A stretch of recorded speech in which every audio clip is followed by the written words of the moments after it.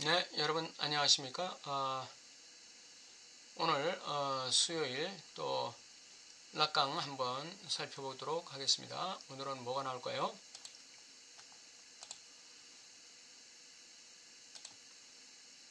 네, 오늘은 아리스토텔레스의 카타르시스에 대해서 얘기가 나왔네요.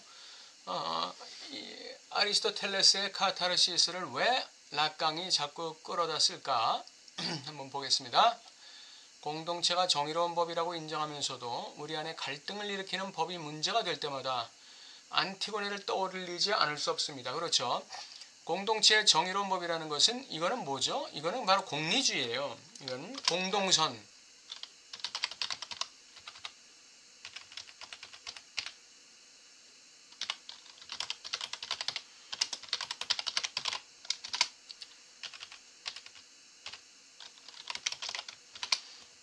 네.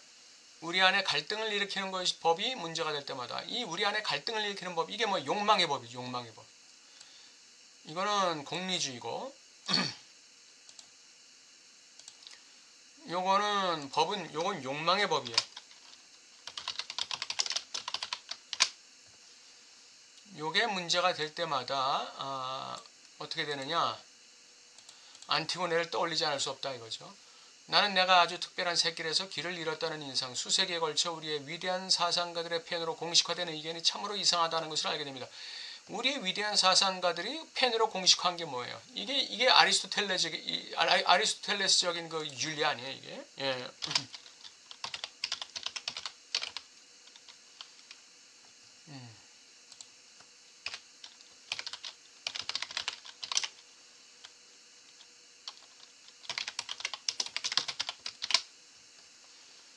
아리스토텔레스류의 윤리의 도덕이에요, 이게.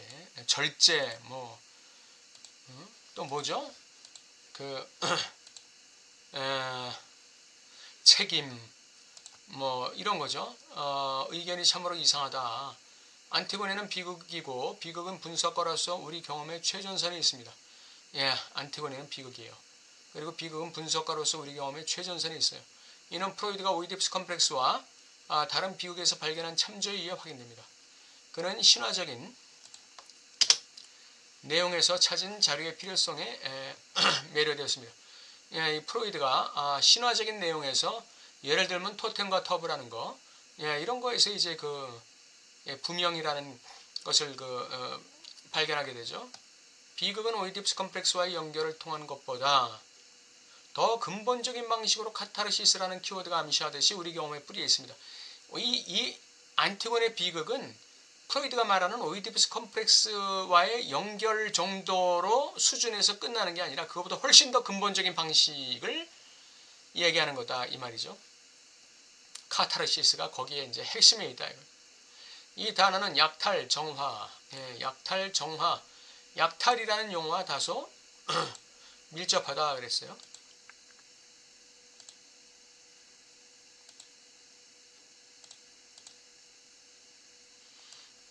약탈.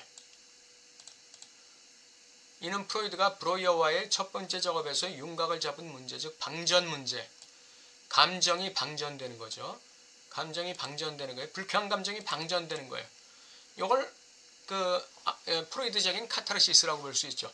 해결되지 않은 감정의 방전입니다. 주체에 관한 한 감정이나 충격적 경험은 해결되지 않은 것으로 남을 수도 있고, 이 미충족의 개념은 여기서 요구되는 이해 가능성의 역할을 채우기에 충분합니다. 이 충족의 만족은 꽤 어렵습니다. 이 주체의 이 감정이나 충격적 경험에서 오는 그런 찌꺼기들, 그런 건 해결되지 않은 것으로 남을 수 있다 이거예요. 이거에 대한 충족의 만족이라는 건 상당히 어렵다 이거죠. 이 텍스트에서 어브리액션, 정화 반응, 어브리액션 내 문제와 연결되고 배경에서 이미 구체적으로 언급된 저 카타르시스는 고전적 고대 사상에 기원을 두고 있습니다. 그것은 아리스토텔레스의 시학제 6장 시작 부분에 있는 그의 공식을 중심으로 합니다. 거기서 아리스토텔레스는 장르 분류에서 작품이 비극으로 정리되기 위해서 무엇이 있어야 하는지 길게 설명합니다. 아리스토텔레스가 정화 반응의 문제. 여기에 대해서 이제 그 아리스토텔레스는 이 어브리액션, 카타르시스를 이 어브리액션과 정화와 연결시켜서 지금 설명하고 있다 이거죠. 여기서 아리스토텔레스는 궁극적 목표로서의 대상을 연민과 공포에 의해 감정의 정화를 다루는 수단으로 비극을 바라봅니다. 연민과 공포에 의해 감정의 정화를 다루는 수단으로서 비극을 본다. 아리스토텔레스가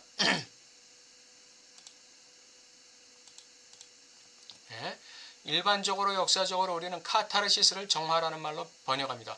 여기에서 몰리에레스크 요소가 고대 의학 개념, 즉 몰리에르가 자신의 말로 기분을 제거하는 것과 관련된 개념을 반영하기 때문입니다. 이거 비슷하죠?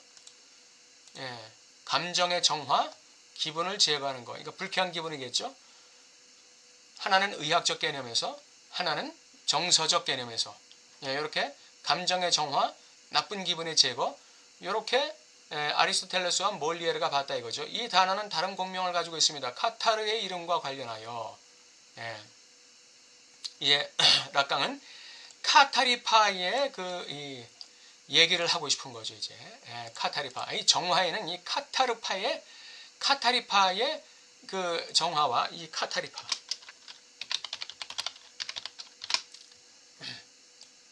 이 순수한 사람들이라고 얘기했죠. 이 사람들을 빼놓을 수가 없는 거예요. 이 이름과 관련하여 최근에 귀화를 위해 설명한 내용을 간단히 지적할 수 있습니다. 카타란 무엇입니까? 그들은 순수합니다. 카타로서는 순수한 사람입니다. 그리고 이 단어의 원래의 뜻은 조명이나 방전이 아닌 정화를 의미합니다. 이게 무슨 말입니까? 이게 조명이나 방전이 아닌 정화를 의미한다. 이게 무슨 말이죠? 단순히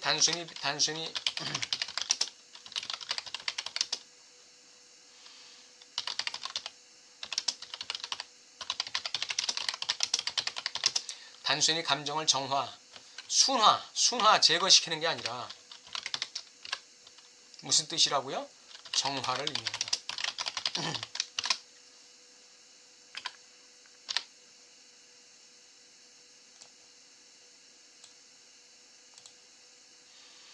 단순히 나쁜 감정 빼내는 정도의 나쁜 감정 순화시키는 정도가 아니라 정화시킨다는 거예요. 정화시킨다는 거는 순화나 제거와는 좀 의미가 다르죠. 이거는 정화라는 건 이건 승화 차원이에요. 승화.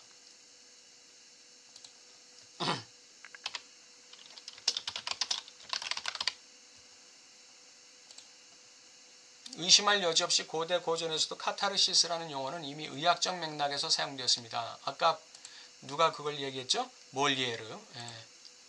그것은 제거, 방출, 정상으로의 복귀 형태와 연결돼. 여기서도 보세요. 제거, 방출 이렇게 나오잖아요. 의학에서는 이렇게 봤다는 거예요. 이걸 승화로까지는 보지 않았다는 얘기예요. 그러나 다른 한편 그것은 정화, 특히 의례적인 종교적 정화. 이거 보세요.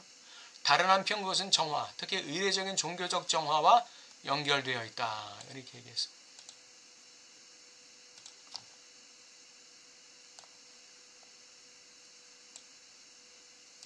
다른 한편 그것은 의례적인 종교적 정화와 연결되어 있다. 이게 다른 말로 하면 이게 승화죠.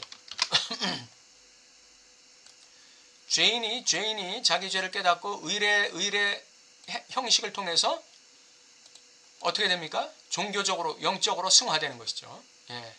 과거로의 그 정상으로의 복귀가 아니죠. 그거는. 사실 카타르시스란 용어가 시학의 맥락에서 이상하게 고립되어 있다는 사실을 잊어서는 안 됩니다. 아리스토텔레스의 정치학 8권에서 그의 주제는 음악과 관련된 카타르시스가 밝혀진 바에 의하면 카타르시스에 대해 훨씬 더 많은 것을 배울 수 있는 것이 그것이죠. 아리스토텔레스의 정치학 8권. 여기서 이제 음악과 관련된 카타르시스가 나온다 이거예요. 음악을 들으면서 음악이 주는 카타르시스. 이 텍스트에서 카타르시스는 특정 종류의 음악과 관련된 진정 효과와 관련이 있습니다. 여기서 진정 효과.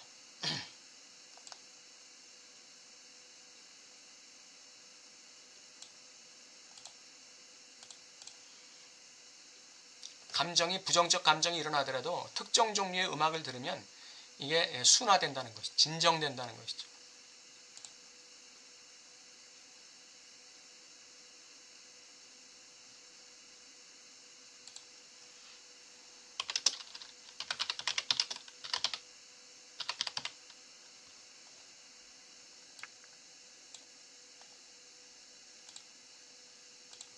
진정하고는 다른 거예요. 여기서 아리스토텔레스는 주어진 윤리적 효과나 실제 효과를 기대하지 않고 흥분과 관련된 효과를 기대합니다. 예, 이 음악에서 흥분과 관련된 효과를 기대하는 거예요.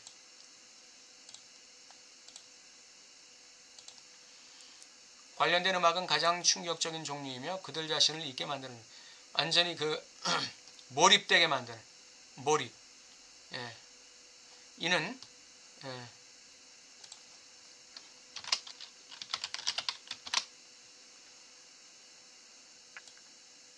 자신을 잊게 만든다. 몰입되게 한다 이거죠.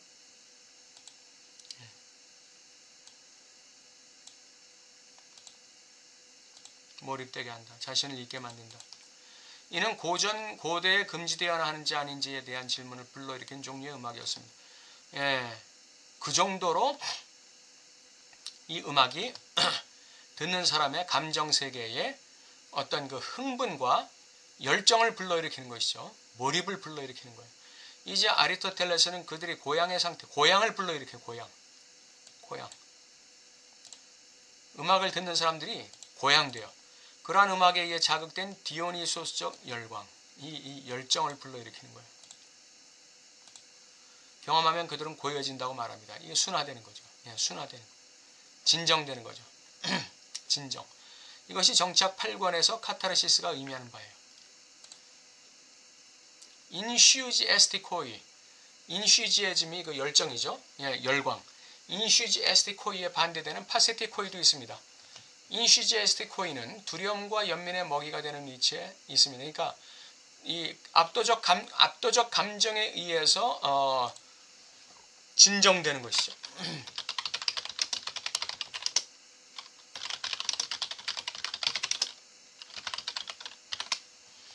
예, 압도적 감정에 의해서 진정되는 효과.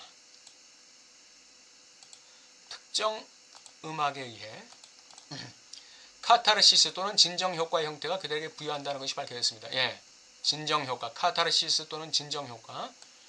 예, 이 카타르시스, 이게 이제 순화죠, 이게. 원상으로 복귀하는 거예요. 정상 복귀.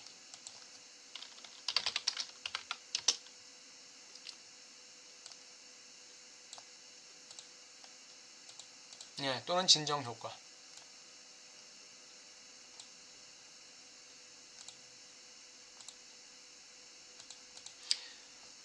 이 인슈제스티코이는 비극에서 역할을 하는 음악에 의해 발생하는 즐거움이기도 하다라고 아리스토텔레는 말해요.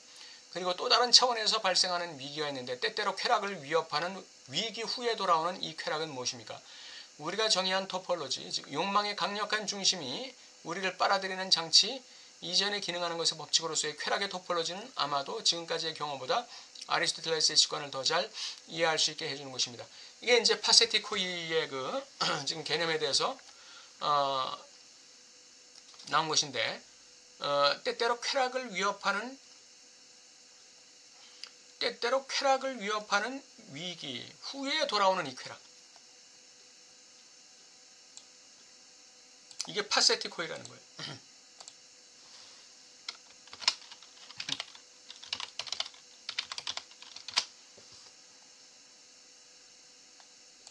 인슈지에스티코이는 그 압도적인 감정에 의해서 승화되는 것이 인슈지에스티코이예요. 압도되는 감정에 의해서 진정되는 것, 이게 인슈지에스티코이예요.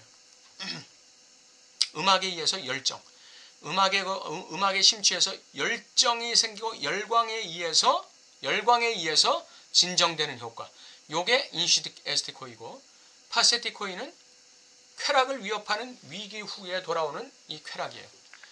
진정한 토폴로지, 우리가 정의한 토폴로지, 욕망의 강력한 중심이 우리를 빨아들이는 장치, 이전에 기능하는 것의 법칙으로서의 쾌락의 토폴로지는 아마도 지금까지의 경험보다 아리스토텔레스의 직관을 더 잘 이해할 수 있게 해주는 것입니다. 예, 그러니까 욕망의 강력한 중심이 우리를 빨아들일 때 여기서는 쾌락이 위협당해요. 근데 이 위기로 가는 그 이전에 기능하는 것의 법칙이에요. 욕망의 강력한 중심이 우리를 빨아들이는 장치 이전에 기능하는 것의 법칙. 이것이 쾌락의 토폴로지예요. 이게 쾌락의 토폴로지죠. 예, 이것이 바로 아리스토텔레스적인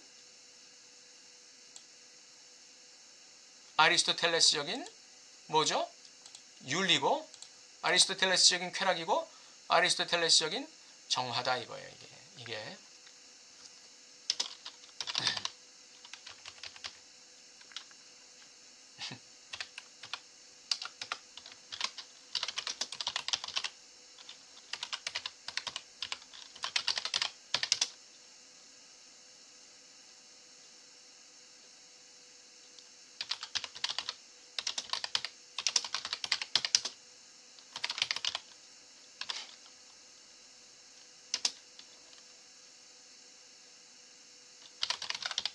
정화죠. 이게 아리스토텔레스적인 정화예요.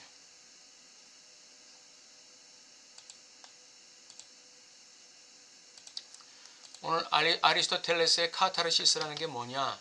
그것은 바로 욕망의 강력한 중심이 우리를 빨아들이는 장치 이전에 기능하는 것으로서의 쾌락의 토폴로지, 쾌락의 영역이에요. 예. 만약에 욕망의 강력한 중심이 우리를 빨아들이는 장치로 가게 되면 어떻게 되는 건가요? 그것이 파세티코이로 가는 것이죠. 그것이 쾌락을 위협하는 위기 후에 돌아오는 이 쾌락이에요.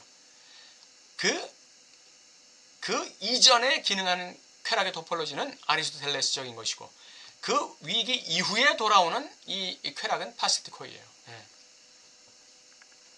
오늘 아리스토텔레스적인 그 카타르시스 거기에 대해서 한번 살펴봤습니다. 여러분 이해가 잘 되셨는지 모르겠네요. 예, 또 다음 주에 뵙겠습니다. 감사합니다.